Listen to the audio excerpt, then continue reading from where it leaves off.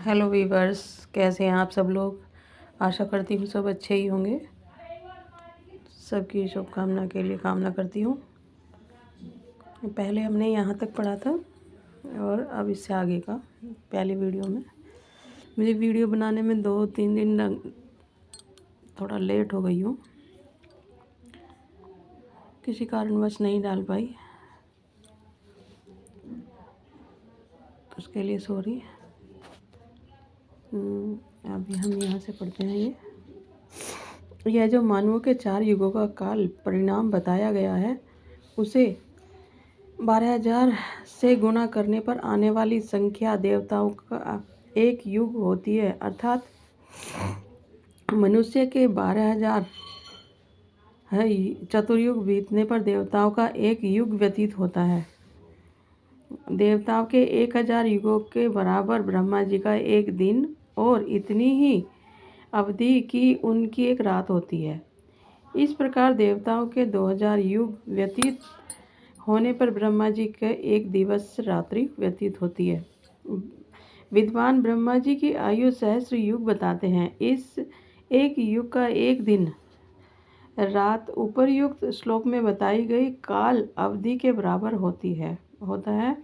विद्वान ब्रह्मा जी के दिवसों और रात्रियों को क्रमशः पुण्य दिवस तथा अहोरात्र कहते हैं। इस काल गणना का ज्ञान रखने वाले विद्वान अहोरात्र के ज्ञाता कहे जाते हैं। ब्रह्मा जी अपने अहोरात्र का अंत होने पर जागते हैं और सबसे पहले संकल्प विकल्प करने वाले मन का सृजन करते हैं। सृष्टि की रचना करने की इच्छा से प्रेरित मन प्रकृति को विकृत करता है, जिससे आकाश उत्पन्न होता है। आकाश का गुण शब्द है, ऐसा महर्षि का कथन है। विकार पैदा होने पर उस आकाश से सभी प्रकार की गंध को समाहित कर चलने वाली पवित्र और शक्तिशाली वायु उत्पन्न होती है। वह हवा स्पर्श गुण वाली मानी गई है। वायु का गुण स्पर्श माना गया है। वायु को बलवान शक्तिशाली कहा गया है, क्योंकि वह सब जगह व्याप्त है और अत्यंत तीव्र गति से चल सकती है। वह दुर्गंध और सुगंध को धारण कर एक जगह से दूसरी जगह ले जाती है, परंतु वह उससे दूषित नहीं होती, इसलिए उसे पवित्र विशेषण दिया गया है।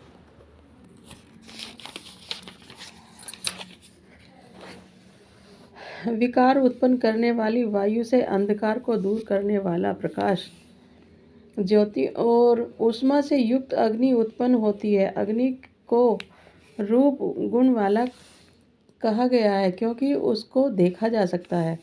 अग्नि के विकारग्रस्त होने पर पानी का जन्म होता है। इस गुण रस अर्थात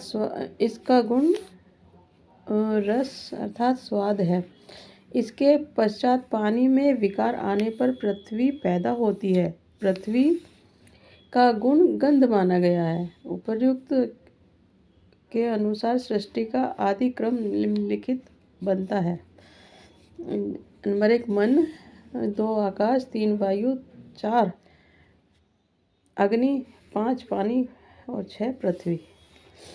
मैंने आप लोगों को मनुष्यों के 12 सहस्र चतुर्युग वर्ष को एक देव युग का काल बताया गया है। इस तरह 71 देव युग का एक मनवंतर होता है। इसे यूं भी समझा जा सकता है कि मनुष्यों के 8,52,000 चतुर्युग का एक मनवंतर होता है। मनवंतरों की संख्या असंख्य है और इसी प्रकार सृष्टि तथा प्रलय भी असंख्य हैं। जिस प्रकार कोई खेल खेलता है, उसी तरह मानव प्रजापति ब्रह्मा जी संसार की सृष्टि और प्रलय करने की क्रीड़ा पुनः पुनः करते रहते हैं। प्रथम सतयुग में क्षमा कीजिए, थोड़ा होल्ड हो रहा है। सतयुग में धर्म अपने चारों पैरों पर स्थिर रहता है। विद्वानों ने धर्म के चार पैर ज्ञान, तप, यज्ञ और दान बताए हैं।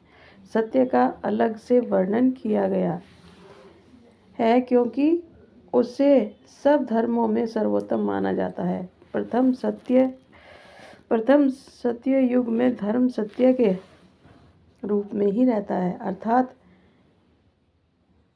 सभी लोग सत्य तथा धर्म का पालन करते हैं क्योंकि असत्य या अधर्म का मार्ग अपनाकर व्यक्ति का न तो भौतिक उत्थान होता है और न ही आध्यात्मिक।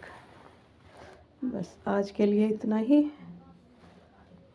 और हर बार की तरह आपके लिए एक पूरा क्लोजअप बना के देती हूँ जिससे आप स्टॉप करके पढ़ सकें। आगे भी ऐसी वीडियो अगर देखना चाहते हैं, मेरे साथ इस मनुस्मृति का पठन करना चाहते हैं, तो आप लोग कुछ कमेंट्स ज़रूर कीजिए और लाइक कीजिए। धन्यवाद।